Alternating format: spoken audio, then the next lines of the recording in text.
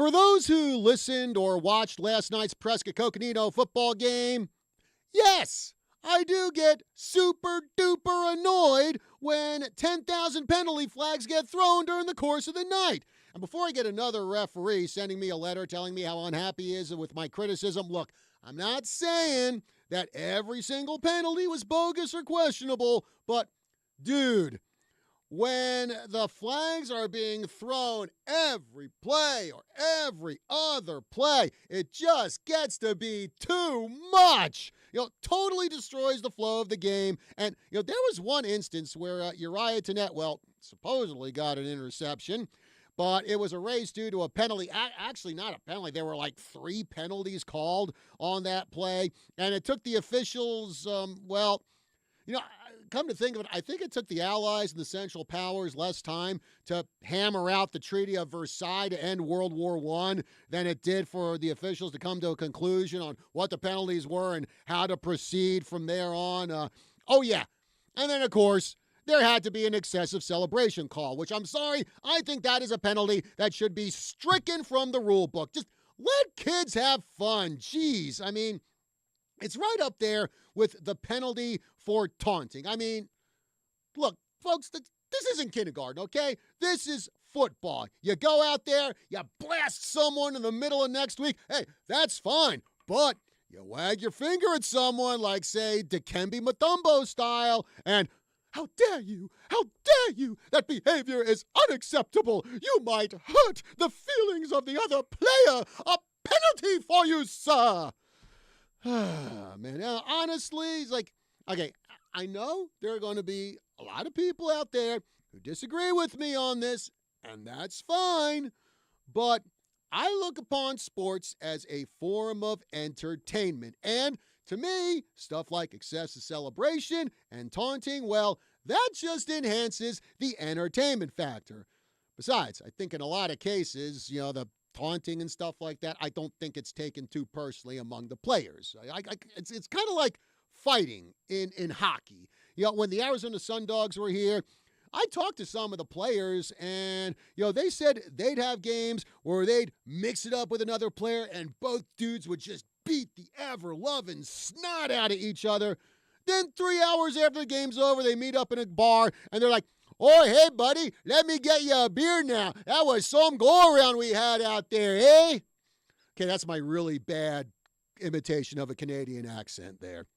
Anyway, it's like the 3rd week in a row we've done a Badger football game, and it's like we've just had a flag frenzy. It's like, just enough already, okay?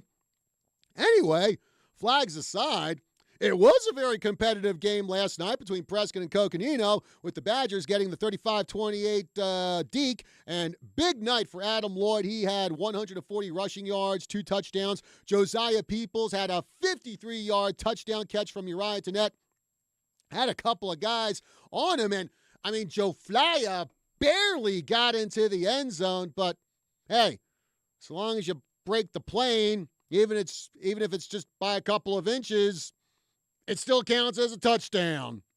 And then Cool Breeze, Isaac Brazino, came up with a huge interception. Wyatt Pierce recovered a fumble on an attempted Coconino kick return. Punt return, I think it was.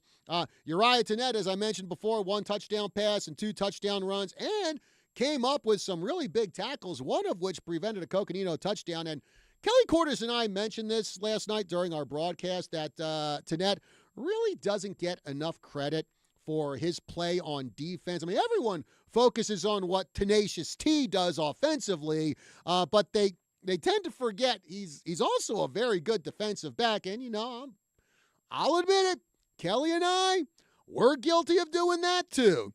But Tenet did have a season-high 13 tackles in the Bradshaw Mountain game, and he does have 5 interceptions this season, including one he returned 105 yards for a touchdown. By the way, we do have a short of that on our YouTube channel, KYCA Digital. You can go and check that out. That was just a mind-blowingly incredible play there by Uriah Tenet. And, with 1 week left to go in the regular season, I got to tell you, I will not be surprised if Tenet is named the overall Grand Canyon Region Player of the Year. which would make him one of those rare high school athletes who win Region Player of the Year awards in two different sports. He already has two Region Player of the Year awards for basketball, and Kelly Cordes did tell me that no Prescott athlete has ever been named Region Player of the Year in two different sports, which I kind of found hard to believe when you think of all the great multi-sport athletes that have come through Prescott High School. You know, the two that really stick out in my mind would be Jason Pridey and Brady Mengarelli. I think the only local athlete I can remember who did that was Bradshaw Mountain's Gunnar Bundrick, who unfortunately left us way too soon. He was Region Player of the Year for both football and baseball his senior year. But you know what? We will see how things go when they announce the region awards, which will probably be coming out in another couple of weeks or so. Meanwhile, looking at some other football results, Bradshaw Mountain had its second straight Thursday night game. They were up at the NAU Sky Dome taking on Flagstaff, and they came from behind, actually, to beat the Eagles 43-28. Kylan Jackson and Sean Hughes both had rushing touchdowns. Bears are now 6-3 on the season. Certainly a nice rebound after the loss they took to Prescott the other week. Chino Valley, man, oh man, just another rough outing for them. They lost 41-8 to River Valley last night. They're now 2-7 on the season, but I guess if there is a silver lining in that cloud, Chino Valley avoided being shut out for the fourth straight game. But still, obviously, a rough season out there. And I guess all we can hope for is that hopefully next year, Coach Ricky Herrera and his guys over there at Chino, they can kind of turn things around and hopefully get that program going on a winning track. I think it's been over a decade since Chino Valley's actually had a record over 500. So certainly best of luck to them.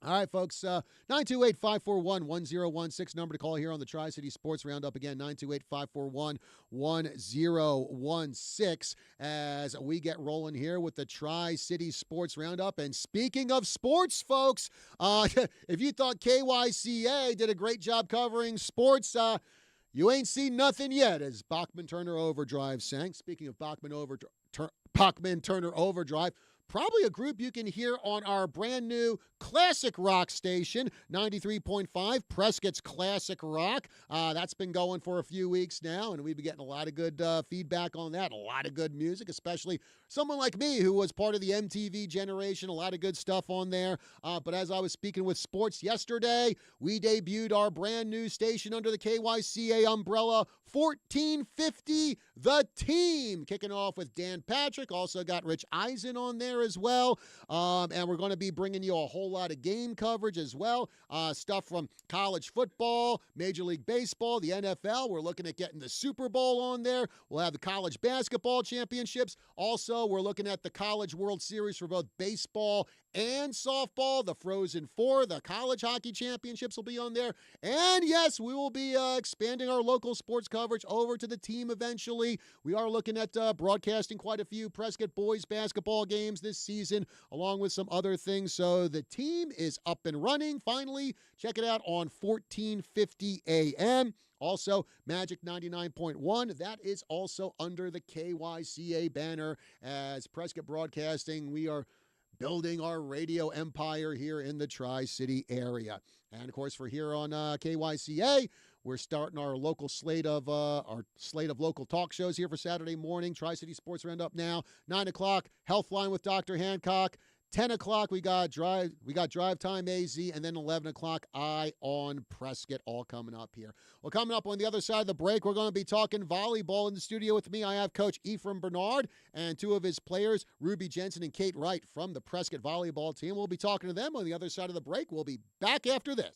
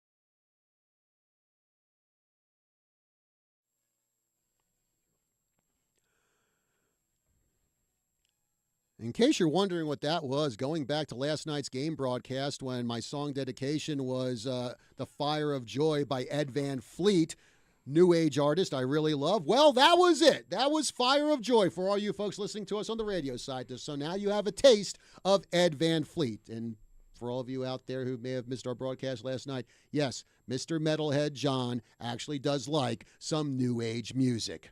I'm eclectic that way. By the way, folks, this just in.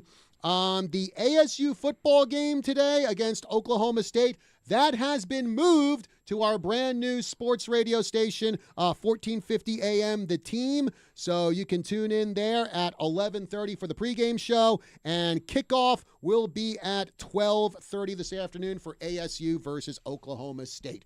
Meanwhile, close to home, Prescott volleyball team. They have been having a great season this year, and we're going to talk a little bit about them. In the studio with us, we have their coach, Ephraim Bernard, Coach Bernie, and two of his players. We have the gem, Ruby Jensen, and Kate Wright. And sorry, Kate, I don't have a nickname for you yet. Yeah, it's like, look, creativity can't be rushed, okay? So give me a break here. So anyway, Coach, on Tuesday, it is the state play-in round for the Lady Badgers, and you get to host a state playoff game.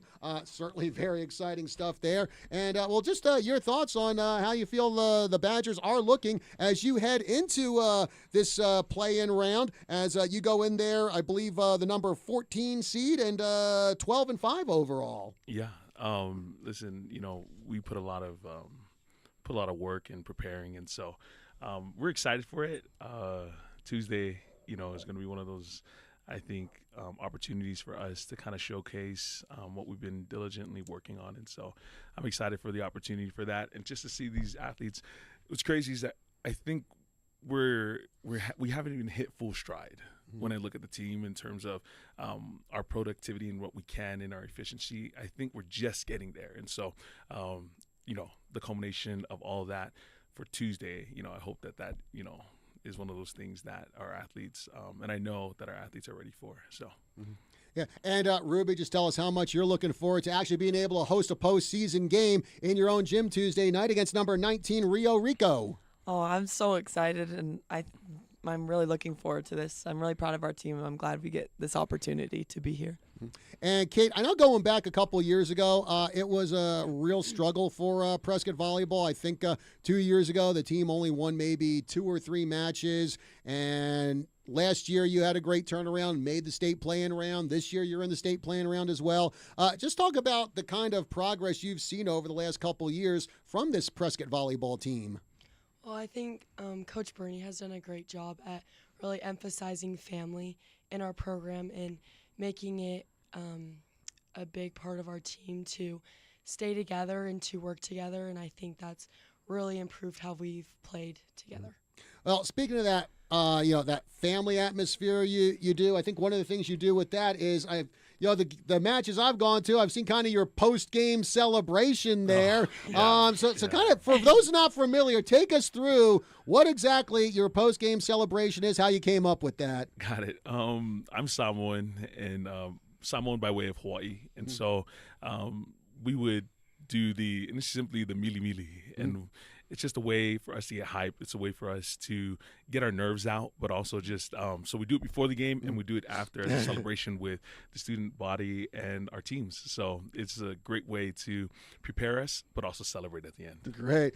Okay, Ruby, I got to ask, what was your reaction the first time you were in the circle and you did the mili mili? Yeah, with Coach Bernie and the rest of the team? Oh, man, I got so hyped when we did it. It was great.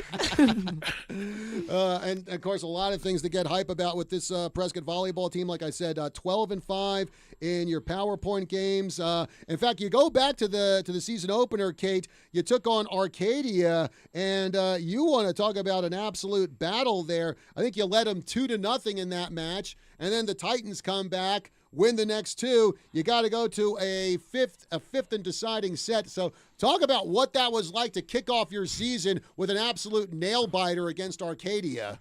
I think winning that game really showed us that we are a great team and we can work really hard together. And we knew Arcadia would be tough because last year they beat the number 1 seed Flagstaff, and coming up to that game, we were like, all right, we got this. We can take this game, and I think our hard work really paid off. And, Coach, when you saw that season opening when they got over Arcadia, when your girls had to battle back to get that win, did you kind of know there and then that we could be in store for a pretty special season here with the Lady Badgers? Man, the word that comes to mind is I felt electrified when I saw that. It was crazy. It was like digs, hits, sets, like blocks. It was just a culmination of so many things. So I felt electrified. Yeah. Once I saw that, I was like, all right, we got some good things ahead of us. Well, speaking of electrifying games, let's go back and, well, talk about one of the matches we always like talking about, one of the rivalries we always like talking about, Prescott versus Bradshaw. Now, Ruby, first meeting of the season between you guys and Bradshaw really didn't go your way. Bradshaw getting the 3-0 sweep. Then, like just a few days later, you get him in your gym, and that was a much more thrilling game, and it looked like another one that Bradshaw was going to take. I mean, here was the situation, folks. Bradshaw in the fourth set was down to game point and match point. If I remember right, I think it maybe 4 points separated Prescott and Bradshaw, and then Prescott comes back, wins set 4, goes on to set 5, gets the win. Ruby, just take us through that whole sequence. I mean, your back's literally to the wall, hanging onto the game by your fingernails, which are already cracking. Just what did you guys do in order to get that win in the fourth set and then win the entire match? I think the first game, when we had a little bit of a rough patch during that game, after the game we realized what we needed to do, and it prepared us for the next game and got us fired up. And it motivated us to do better at practice and to practice what Bradshaw does. And then we put that in the game, and it helped us, and we won. So. And, Kate, in a situation like that, like I said, you're 1 point away from getting a loss, your second straight loss to your rival. Now, I would imagine a lot of people would think you girls had to be just really, really nervous at that point. Okay, you're nodding your head. You were nervous, but I was nervous. But apparently, what did you have to do to overcome that nervousness and just take care of business? Well, I just remember like coming into a huddle and being like, guys, let's play to win. Like, we can take this game. We've done it the first set. We can do it this set. Like, the game is not over. We can fight, and we did, and we won the set. Coach, for yourself on the sidelines, I can only imagine you were probably ready to reach for the roll age. You were probably so nervous there. But what was when it was down to that last, you were 1 point away from losing. What was going through your head there? Man, you know what's crazy, and I'm going to say this, John. I had complete confidence. I had no doubt. And I told my coaches, like, through the whole thing, and my coaches were like, this guy's crazy. I had zero doubt we were going to lose that game. The first game that we played Bradshaw was a mistake on my end. I had switched the defense up, and so we got totally swept by Bradshaw. And we made the adjustments necessary in the second game. And I was like, we did our due diligence. And it was crazy when I looked at the girls and I saw their eyes that they were hungry for it. I was like, all right, we're good. And Audrey goes back to serve, and you're right, it was 24-20. She goes back to serve. She gets a couple aces, and then we put it away with Leah hitting, and all of that. Then Ruby sealing the deal on that. Like, from passes to sets from Kate, like all of that. I think just the whole thing from serve receive, it was just a team effort. So super proud of the girls. They were the ones who willed it into existence, and man, that belief just comes straight from the fact that they work hard. They work their tails off. Yeah.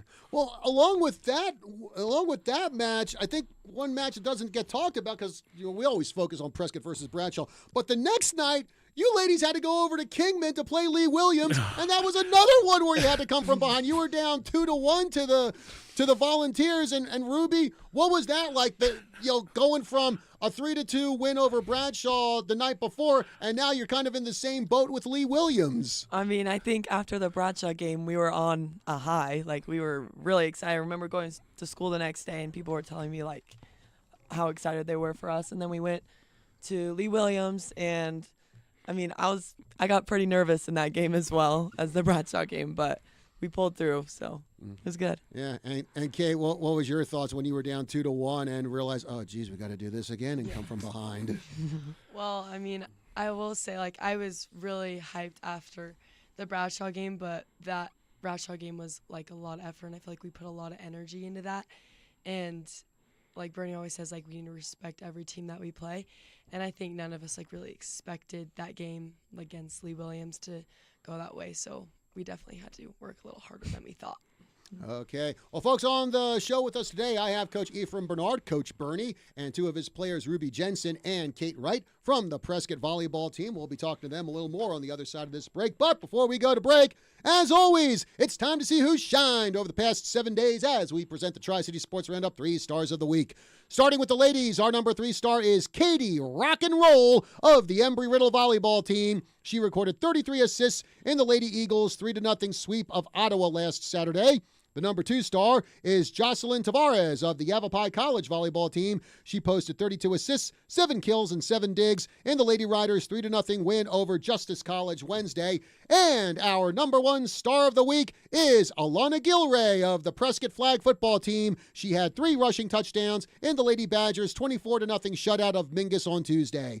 Now for the guys. Our number 3 star is Angel Sanchez of the Chino Valley soccer team. He registered 2 goals and an assist in the Cougars' 6-0 rout of Benson in the opening round of state Tuesday. The number 2 star is Peter Dress of the Embry-Riddle basketball team. He notched 21 points in the Eagles' 97-71 loss to Nelson University last Saturday. And our number 1 star of the week is the guy with the coolest name in Tri-City area sports, Trip Challenger of the Chino Valley soccer team. He had a hat trick in the Cougars' 6-0 win over Benson in the opening round of state Tuesday. Congratulations to all our 3 stars of the week. Break time here on the Roundup. We'll be back after this.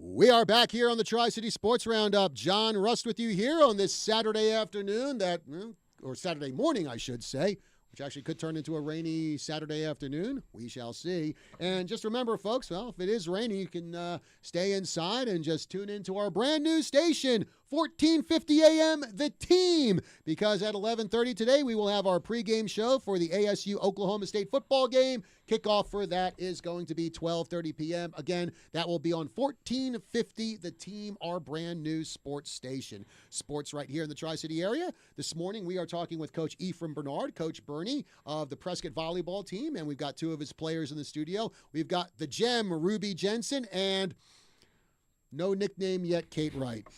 Has anyone ever given you a nickname, Kate, or what? My brother calls me Komodo Kate. Komodo Kate? Komodo, okay. There's your nickname. Komodo. Kate Komodo Wright. That'll work. Or Komodo Kate. Okay. Thank you, Kate. Welcome. See, we finally got a nickname for you. Okay. Well, as we usually do when we have athletes in the studio, we've got to find out some embarrassing, some interesting information about their teammates. So, yes, this is lightning round, and one of the fun things is I didn't even prepare Ruby or Kate for this. So we're going to be doing this on the fly, and I can already see how nervous. I think they're about as nervous as they were during that Prescott Bradshaw game the second go-around. So, Ruby, I'm going to start with you and put you on the spot here. Okay. All right. Who on Prescott would you say is the best dressed player? Who is the Prescott volleyball fashion plate? Definitely Malia. Oh, Malia. Our senior. Okay. Okay. All right. So, Kate, who would you say is the funniest player on Prescott? Who's the team comedian? Ruby Jensen. Thank you. Congratulations, Ruby. Well, I think we got one or two pieces of Halloween candy left out there on the counter. You can grab it. I think there's an airhead in there. If you Thank like you, that. John. Thank you. You're welcome. You are welcome, Ruby. Okay, now Ruby, on the opposite end, who would you say is the most serious player on Prescott? Serious player. I'd say either Ray or Kate. I'd say. Okay. Yeah. Congratulations on being serious, Kate. Okay, now, Kate, who would you say is probably the most talkative player on Prescott? Probably Bella. Oh, Definitely Bella. okay. Congratulations, Bella. Ruby, who would you say is probably the quietest person on the team? A player who, if I went up to him and did an interview, if I got 4 words out of him for my soundbite, I'd be lucky. I'd say Kylie or Leah. Yeah. I'll have to remember that if I ever interview him again. Okay, Kate, who on Prescott can eat the most in one sitting? Probably myself. Oh! It's probably me. You think there's anyone who could be a challenger to that title? Bella. Me and Bella eat a That's lot. true. Oh, this boy. Is true. I don't know, Coach. We may have to have a hot dog eating contest between these two. Now that you put it out there, I might have to. That would be pretty cool. And well, you know what, folks? A couple nights ago, it was Halloween, and this time of year, we also have to ask some Halloween questions of our guests. And well, right off the bat, Coach, I'm going to start with you.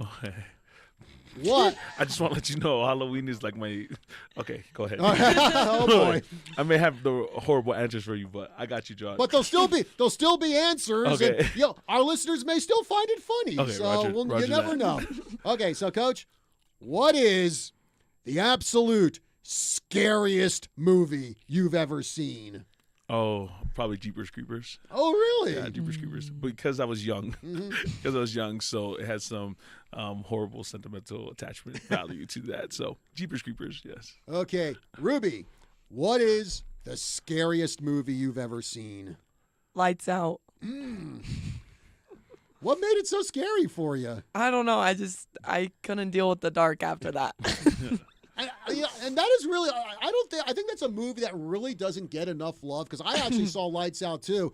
And for a guy who's not the biggest horror movie guy in the world, it was a really good movie. In fact, I remember I went to see that one because they had Star Trek, J.J. Abrams' generic action movie disguised as Star Trek. And I'm like, I'm not going to see this garbage. What else is out there? Oh, Lights Out. This might look good. And I think it was better than J.J. Abrams' Star Trek garbage, generic movie. Anyway. Shout out J.J. Abrams. Anyway, enough of my rant about how J.J. Abrams screwed up Star Trek. Kate, what is the scariest movie you've ever seen? Probably The Ritual. I don't know if you've ever seen that. No, I have not. It's scary. I didn't like it. All my friends thought it wasn't scary, but Okay. I thought it was scary. And well, I'm also going to throw myself in here. I think for people who have listened to the show for years, they probably know what my answer is going to be. For the newbies, well, and this is really the only movie that legit scared me, The Exorcist. I watched that movie the first time I watched it, I was 15 years old, and it was the scene where Linda Blair turned her head completely around and the demonic voice came out, and I just went, that's it. I'm out. I'm out. And the other thing, folks, I was also raised Roman Catholic, so again, that plays a big part into my religious beliefs. Get that holy water out. Oh, yeah. Get a whole bucket of holy water out after that one. I did finally watch the movie all the way through when I was in college, but it did take a lot of effort on my part, I'll tell you that. Okay, now, Coach, what was probably your favorite Halloween costume that you ever wore? An astronaut outfit, yeah. Astronaut outfit, Nice. Probably my most favorite, yes. All right. Ruby, what about you? What was your all-time favorite Halloween costume you've ever worn? I'd say when I dressed up as Edna with Kate. Oh! And that's Edna from the Incredibles Yes, movie. yeah. Which is actually another really good movie. Edna was a trip in that one. I loved it. Is that going to be your answer too, Kate, when you dressed up as Edna? Yeah, it was really funny. Cool. Okay, and now, for me, my all-time favorite Halloween costume, I think I was in 3rd grade at the time, and my mom made me a Godzilla costume. Oh, yes. Yes. Oh. Wow. Hey, I was a huge fan of Godzilla movies back. What do you mean was? It's like nothing has changed since 3rd grade. I still like Godzilla movies. In fact, we had a costume contest at my elementary school, and I actually tied for 1st place in that. And the girl I tied with, she actually came as a dinner table. I mean, a complete set dinner table. So you got robbed. Goodness. I don't know, man. You got robbed. Oh. Your Godzilla outfit sounded better. I don't know. I mean, it took that.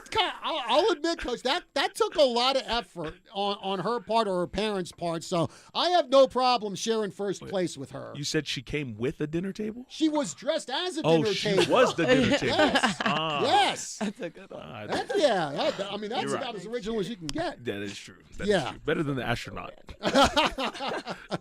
Hey, I would never have thought of that myself. Yeah. I wanted to be Godzilla for crying out loud. Okay, now that we've done with costumes, Coach, what is your favorite Halloween candy? Oh, that's good. Mm-hmm. Can we come back to me? Okay. So sorry. No problem. Okay, Ruby, favorite Halloween candy? I love Kit Kats. Oh, yeah, can't go wrong with Kit Kats, definitely. Kate, favorite Halloween candy? I like Jolly Ranchers, like the Jolly Rancher suckers, like the gummies. I like the Jolly Ranchers. Cool. Have you thought of it, Coach, yet? I don't have any. Oh, yeah, man. Yeah. Man. You know. Okay, well, if you don't have a favorite Halloween candy, I mean, maybe that's hard because there's so much good Halloween candy Yeah, that's out the there. problem. And Yeah. that would be for me, too, because I don't know what my favorite would be. Maybe like a Snickers or a Milky Way or something. Or you know what? The mini Hershey's bars, especially like the Yeah. Crackle or the Mr. Yes. Good bars. Yeah. Yeah, I would go for That's actually pretty good. Yeah. Oh, heck yeah. Or like the Reese's Peanut Butter Cup Pumpkins. I mean, those are Oh, I pretty like cool, those. too. All those are I good. love Reese's. Oh, Reese's heck are yeah. good. Now I'm hungry. Yeah, I'm sorry. I think everyone kind of went through the Halloween candy we had out there on the counter yesterday. So probably should have saved some for our guests here on Saturday. All right. Well, now we got to go in the opposite direction here. So, Coach, what would you say is your least favorite Halloween candy? I don't like Reese's. What? Yeah, I don't like Reese's. Yeah, I don't like that peanut butter combination with chocolate. I want peanut butter what? stand alone. Peanut butter is so good; it needs to stand alone. I know, guys. I know. I'm the few. Yeah, I don't like Reese's, guys. Oh, it was bad enough when I had Carrie Kassoon from the Embry-Riddle soccer team in here telling me she doesn't like mint chocolate chip ice cream. Now I got you saying you don't like Reese's peanut butter cups or anything Reese's. I'm guessing this is my last time getting invited, John. Yeah. My apologies, John. You're on. Yeah, I got you in me book. Yes, the sir. famous line from The Quiet Man. Yes, sir. Okay, so Ruby, for you, what would you say is probably your least favorite Halloween candy? I'm gonna have to go with candy corn. Yep, exactly. Kate, what about you? I'm gonna say Payday. It's like a granola bar and a candy bar version. And Bernie gave me one of those the other day, so. Why did you do that? I mean, did Kate botch a couple of serves or something during the game? And you're like, here, take the worst candy out there. Well, John, we give every athlete a candy that represents them and their hard work throughout the season, right? And Kate, you don't like Payday, so now I'm getting it on live. I'm getting it on live radio and live. How does Payday represent Kate, though? Kate, tell them why we gave you Payday. Okay. Well, they gave me like a little card and it says one day your hard work will give you a payday. Oh. Is that what it Come was? on, John. Yeah. Come on, it's John. clever. Yeah, It's clever. Gotta It's give it to clever. him. Nice one. She probably threw it away. I still have the candy bar like on my desk. Oh, I'm that's just very kind of you to keep it. leaving it there. Okay, what about Ruby? What candy did she get? Ruby, what'd you get? I got Mentos. Tell them why. Because I'm a good mentor. Oh, man. Okay, well, folks, for me, my least favorite Halloween candy, actually, it's a tie. Candy corn, because to me, it's like if you're going to eat candy corn, you might as well also just go out and chomp on a candle. It's the same thing. And, well, this is going to come as no surprise to anyone who knows me, who regularly listens to this show. Anything that has coconut in it. Oh. Come on now. Oh, man, I'm an island boy, I John. was unaware. I like Coconut. Oh, man. John. I know. I guess being from Hawaii and everything, Yeah. coconut's a staple there. But I understand, yeah. I just anyone will tell. I cannot stand. Like if a sliver of coconut gets on my tongue, I will have an absolute freak out. What about the smell of coconut? Do you not like the smell either? I don't like anything to do with coconut. No coconut shea butter, no nothing, no Nothing. coconut. Nothing coconut. No. Like the sight of coconut, does that also irritate you? The sight? Probably. I mean, coconut to me is like garlic to Dracula. Ooh. That's you hate coconut. Oh yeah. You despise Okay. coconut. Halloween reference. Okay. Good. Okay. Thank you. Yeah, Halloween. Yeah. Props. Okay. Here, like on my list of things that I absolutely loathe in life, coconut is probably somewhere between the New York Yankees and modern pop music. Oh, so you are happy the Dodgers won. Yeah, I guess I am. Yeah. Maybe a little. You are excited. Man. about Yeah. So like I said, that is my level of hatred when it comes to coconut. Oh man. Well, anyway, getting back to volleyball, since we have a few minutes left. Ruby, I need to ask, how did you get interested in playing volleyball? I know my mom, she started me when I was 8 at the YMCA. And then I actually played with Kate, and Kate made me love volleyball, and we just went together, and it was great. Great. Okay, well now, Kate, what got you interested in volleyball to the point where you loved it so much you transferred some of that love over to Ruby?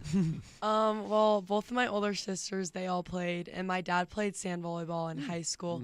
So it was kind of more of a family thing, but I grew to love it, and I got to play with Ruby, so it made it more fun. And, of course, now I also ask about if you ladies play any other sports. And, well, Ruby, we know that you're also on the basketball team. And actually, tryouts for them start on November 4th. But it's going to be a while before you get to the basketball team because, of course, you got volleyball to go to.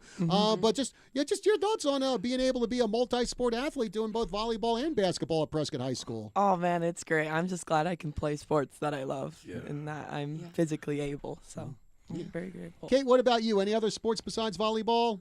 I tried out track, and that wasn't really for me because I do club volleyball too. So I'm just focusing on volleyball. Ruby, what about you? Any interest in maybe going to the track team or what? I am not, unfortunately. No. The long jump? Mm.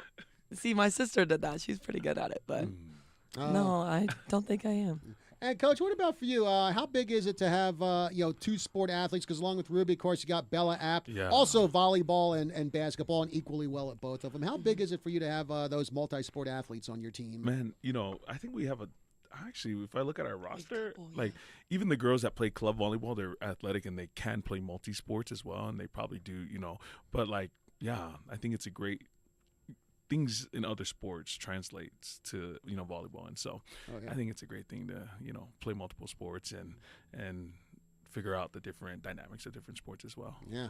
All right, folks. Well, unfortunately, we're coming up to the end of our show here, but I want to thank Coach Bernie and Ruby Jensen and Kate Wright from the Prescott volleyball team for joining us here on the show today. Ladies, Coach, thank you very much, and certainly best of luck against Rio Rico in the state play-in round Tuesday at 6 p.m. That's going to be over at the Dome at Prescott High School. Get out there and support the Lady Badgers. Coach, ladies, thanks again for joining us. Best of luck Tuesday. Thank you, Thank John. you so Thank much. you, John. All right, well, that's going to do it for our show. Remember, regular season finale for Prescott football next week here on KYCA. We're going to be taking a short trip up to Cottonwood as the Badgers close out the regular season against Mingus. And coming up next, we have Healthline with Dr. Hancock. Stick around for that. And, folks, that's going to do it for Tri-City Sports Roundup for today. I will see you again